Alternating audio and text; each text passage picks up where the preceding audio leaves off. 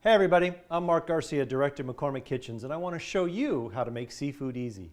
Now, seafood is a wonderfully healthy alternative to beef and chicken, yet some people still aren't making it at home.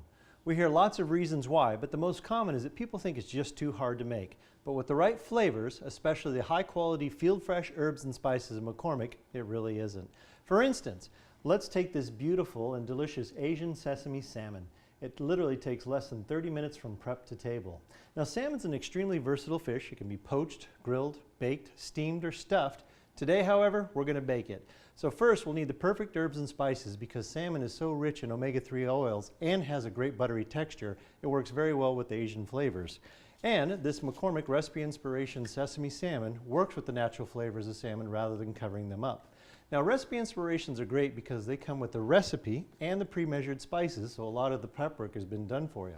Along with the pre-measured spices, including 2 teaspoons of McCormick Gourmet Collection toasted sesame seeds. We also have 1 teaspoon of McCormick minced garlic. We've got 1 teaspoon of McCormick minced onions, 3/4 teaspoon of McCormick ground ginger, and an optional 1/2 teaspoon of McCormick crushed red pepper. Now, you're also going to need a 1/3 cup of honey, a 1/3 cup of thinly sliced green onions, and 2 tablespoons of the soy sauce. And of course, let's not forget our 2 pounds of salmon fillet. Now, first, you're going to preheat your oven to 375 degrees. The next thing you're going to want to do is mix the honey, green onions, soy sauce, and all of the spices except for the red pepper in a small bowl. Now, you'll want to mix them up really well together to combine and get everything evenly distributed. And for a little bit of heat, and this is purely to taste, you can add the red pepper.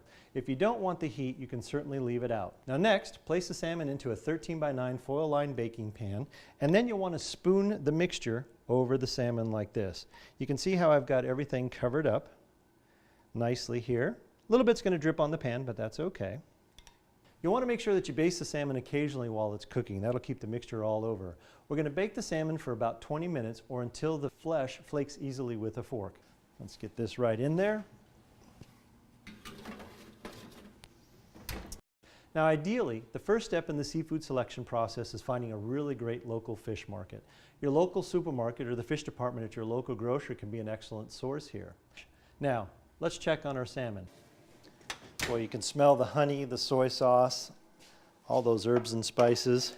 And as I said, you can test the doneness here with a fork and just see how that fish flakes. You can also touch it just slightly with your finger and see that it yields back to the pressure. That looks terrific. Now, on our dish here, I've paired it up with a little bit of sugar snap peas, red peppers, and we also have a little bit of wild rice. I'm Mark Garcia, Director of McCormick Kitchens. This is Asian sesame salmon, and that's seafood made easy. I want to thank you for joining me in the kitchen today, and remember, at McCormick, we invite you to live deliciously.